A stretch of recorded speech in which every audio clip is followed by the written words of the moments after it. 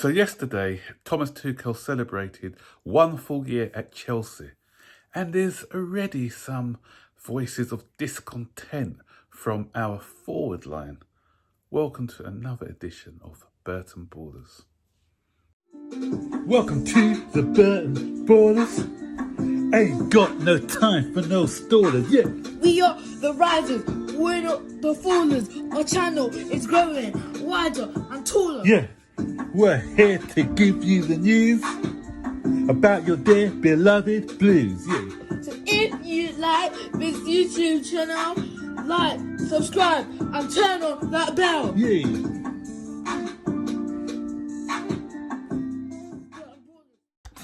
So, Thomas Tuchel has finished a full year at Chelsea, and he gave us a great present. You know that trophy, the one with the big ears? Yeah, the Champions League. He's delivered on that.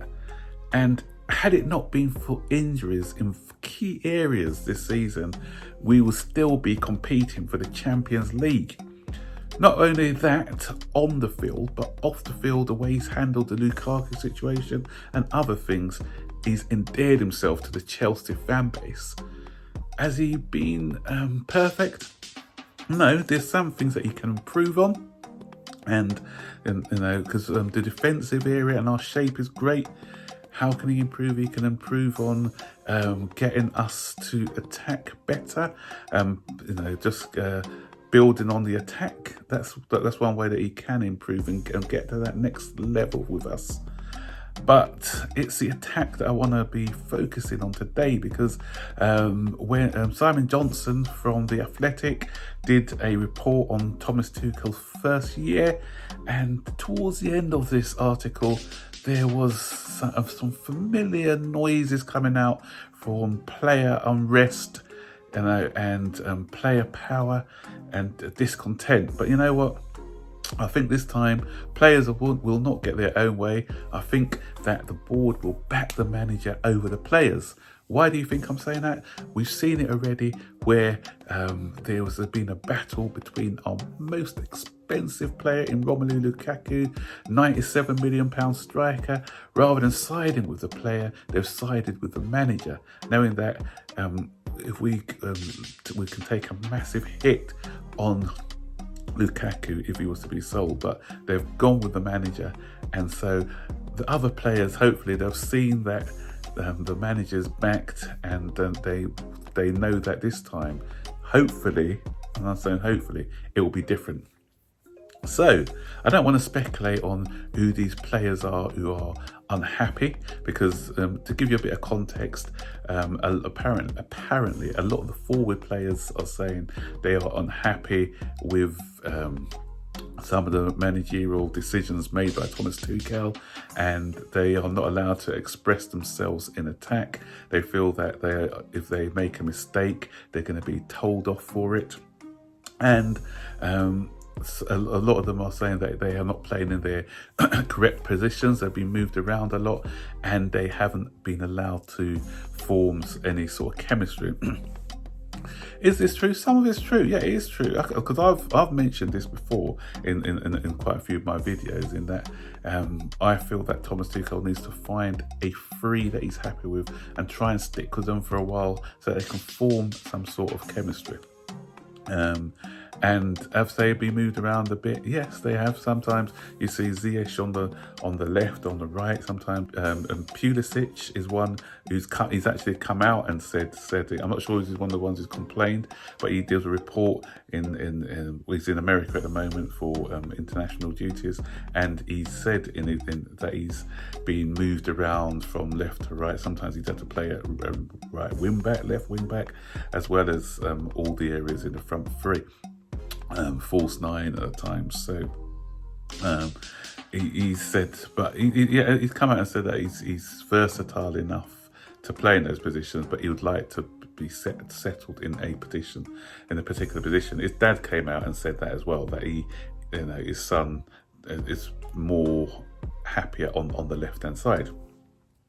So let's just take each of these strikers and see why they're not playing regularly. So Pulisic, let's take Pulisic, as I just commented on him with Pulisic's case. So I don't think he's been the same player since he's come back from all those injuries last season. This season, he hasn't been injured since October, but when he has played, he hasn't set the world alight. He's scored 3 goals, I think, is it 2 assists or 3 assists this season?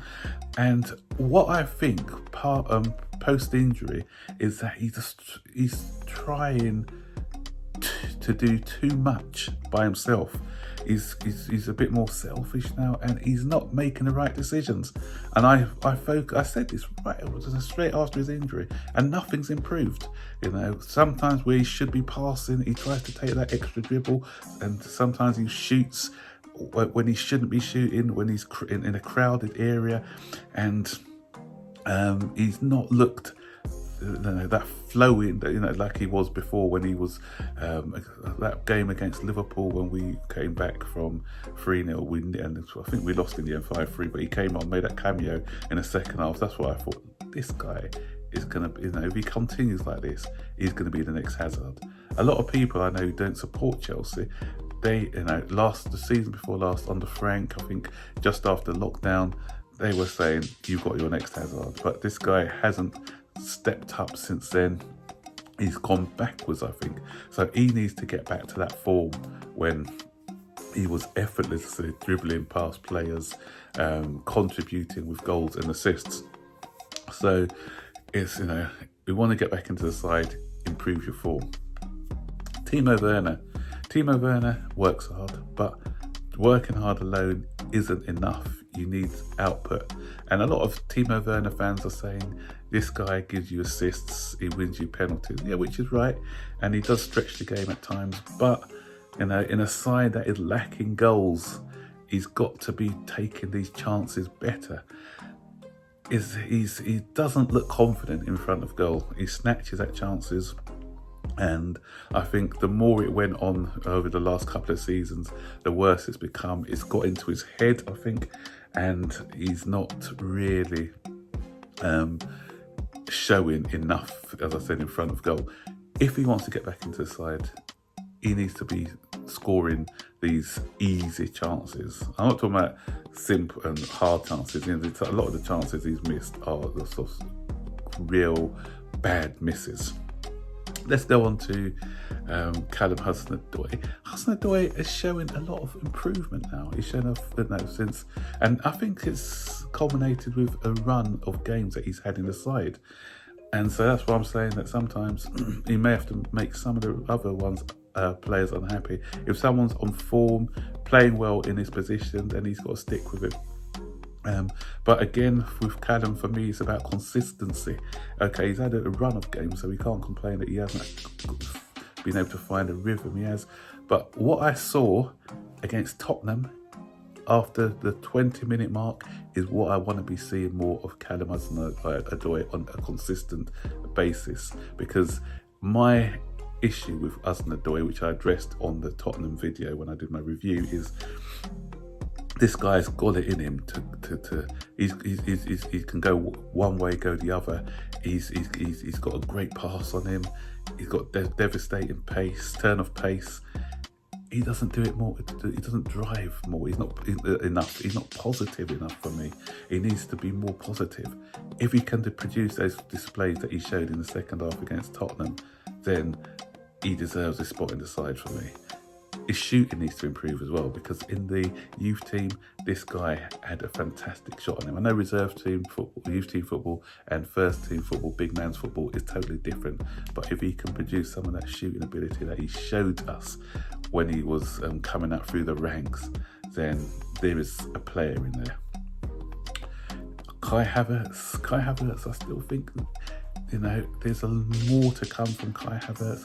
Very intelligent player, skillful, silky player, but he needs to toughen up in this Premier League. This Premier League doesn't allow you the time and the space that he wants. Sometimes he spends too much time on the ball. He gets bullied off the ball, and he's not aggressive enough in his play. And I always said to him, he reminded me of Ozil, he gave me those Ozil vibes, but Ozil didn't, he had a couple of good seasons, but that languid style, which can come across as lazy, but not really, it's not lazy, but it can come across as lazy and lackadaisical, in the Premier League. It doesn't work. You've got to put in the hard graft as well, if you've got the ability. You see that at Manchester City, Kevin De Bruyne, Bernardo Silva, they put in the graft. You see Mo Salah putting in the graft at Liverpool, Sadio Mane, Fabinho, they put in the hard work off the ball as well. They're aggressive in possession. So if Kai Havertz knows how to use his body better, and he's more clinical in front of goal, he's a good finisher, don't get me wrong, but sometimes he needs to, everything with him is sort of calm, composed, even his finishing. Sometimes I want him to put a bit more on the ball. He's rather graceful in the way that he tries to finish. So sometimes you need to be, rather than being graceful, you need to be bullish, put a bit of lever on it, just get more power on it when you're shooting. So if he can improve on that aggression, then again, he's got a future at Chelsea. Lukaku, we all know about the issues that he's had, and that interview was ill-advised. Before the interview, I thought he was getting there. He was showing a lot more desire and movement in front of goal. Against Tottenham second half, he played well, pinned down the defence. But again, it's a confidence thing. We bought him to score those goals. We paid £100 million for him to put the ball into the back of the net. He needs to be our talisman. And even half chances, for 100 million, half chances, he's got to make them into proper chances, because that's what the top strikers do. The top strikers don't just put away the bread and butters. They put away the chances that other strikers don't put away. So as a £100 million striker, he's got to be put in there. He's got to be the difference maker. And so far, we've only seen him being the difference maker. I think when in the game against Arsenal, when he first came, and I think the game against Aston Villa, where he actually destroyed them. Both games against Aston Villa, I thought he was good and a difference maker. So those are 3 performances. So we need more than 3 performances from a £100 million striker. So that's what I feel that he needs to do if he wants to get the fan base back on side again.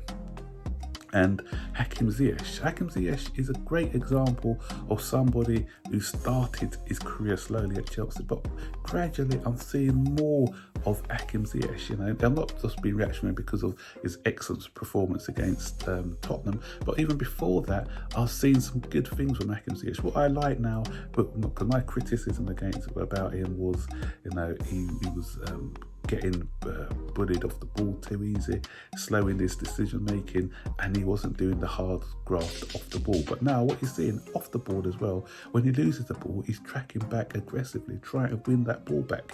And some of his passing still goes astray, but you know what? I like that, because we are always calling for our forward players to be more braver, take that braver pass. So that's what he tries to do. So not all those passes are going to come off, but if he tries 7 or 8, and then 2 of them are killer passes, which leads to goals, then that's it. Because that's what you see with a lot of these good players. Not every single one of their killer passes are going to come off, but if you are attempting these passes, these brave passes, then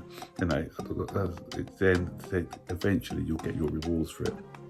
And what I need to see from him, which I saw against Tottenham, and hopefully the penny's dropping now, he's got it in his locker to score these worldies from range. And against Tottenham, we saw him score that goal. He had 2 other attempts from distance, which forced Lloris into goalkeeping saves. So if he shoots more from distance, I'm sure that he'll get a better goal output. But I'm seeing somebody now who's finally finding his feet in a Chelsea shirt, and again, that's because of a consistent run of games. So my message to our attacking lineup is stop moaning, do your job. If you're not doing your job, improve on the things that you need to improve on. and make it so that Thomas Tuchel finds that he cannot drop you. And then whoever's got the shirt, the ones who want the shirt, have to improve to try and win that shirt back. That's my message to you guys. You know, we are, you know, if there was one of you in there scoring goals consistently, then Thomas Tuchel's not going to be a fool. He's not going to be dropping you. The reason he's trying to search for his best formation up front is because there's been a lack of consistency by all of our front line. That's why he's still searching for that right formation. So make it be you, Lukaku. Make it be you, Callum Hudson-Odoi. Make it be you, Havertz. Make it be you, Ziyech. Make it be you, Pulisic. You know, do your fighting and talking on the pitch and not off it.